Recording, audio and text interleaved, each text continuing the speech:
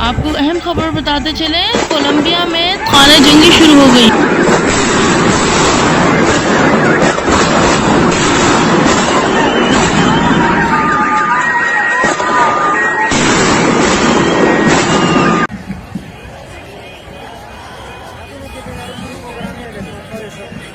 Colombia में धमाकों की गूंज।